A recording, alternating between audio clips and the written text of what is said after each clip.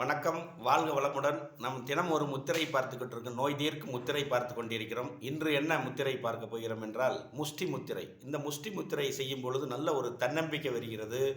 கல்லீரல், பித்தப்பை போன்ற உறுப்புகளுக்கு நல்ல ஒரு ஊக்குவிக்கப்படுவதால் நல்ல ஜீரணமாகிறது. நல்ல ஜீரணமாகும். வவுறு பகுதி ரொம்ப அமைதியாக இருக்கும். வவுறு ரொம்ப அமைதியாக இருக்கும். மிகவும் ரொம்ப நல்லது. பயம் வராது. இன்னும் நம்ம மனசில் ரொம்ப பயந்தோம்னாத்தான் அந்த வவுரைத்தான் பாதிக்கும். ஃபஸ்ட்டு இந்த கல்லீரல், பித்தப்பை இதைத்தான் பாதிக்கும். நம்ம ரொம்ப கவலைப்பட்டோம்னா, பயந்தோம்னா ஃபஸ்ட்டு அதைத்தான் பாதிக்கும். அதனால் நம்ம இந்த முத்திரை, முஷ்டி முத்திரை செய்யும் பொழுது நல்ல ஒரு பயம் இல்லாமல் தைரியமாக இருப்போம். நல்ல தன்னம்பிக்கை வரும். உடம்புக்கு ரொம்ப நல்லது. அது செய்வது எப்படின்னு பார்க்கலாம்.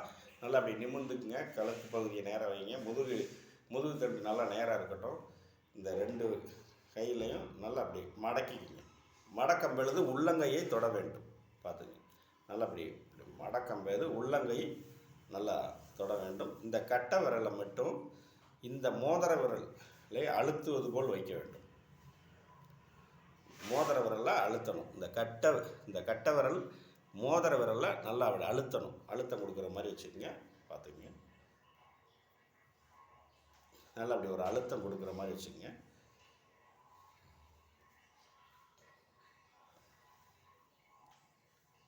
டெய்லி 2 முறை 5 நிமிடம் செய்தால் நல்ல பலன் கிடைக்கும். நல்ல தன்னம்பிக்கை வரும்.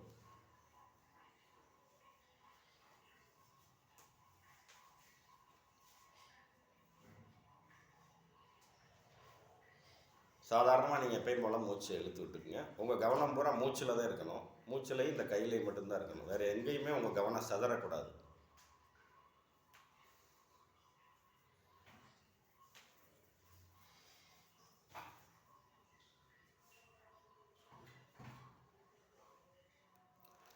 ஓகே நண்பர்களே, நாளைக்கு ஒரு அற்புதமான ஒரு நோய் தீர்க்கும் முத்திரையில் சந்திக்கலாம். உங்களிடமிருந்து விடைபெறுவது சமூக ஆவலர் பத்மநாபன். நன்றி, வணக்கம்.